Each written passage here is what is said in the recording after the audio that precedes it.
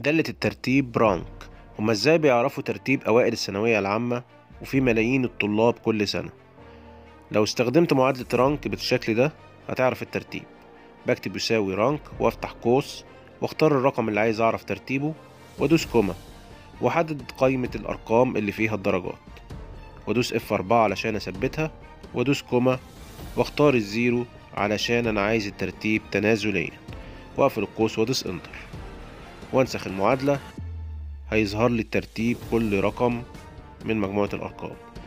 بنفس الطريقة لو عايز الترتيب تصاعديا بتكتب نفس المعادلة بس بتختار واحد بدلا من الزيرو. طيب لو في درجة مكررة هعمل ايه؟ بنفس المعادلة أنا عندي هنا في أرقام مكررة اللي هو رقم 98. هكتب نفس المعادلة واختار الترتيب التنازلي رقم زيرو وانسخ المعادلة. هلاقي ان 99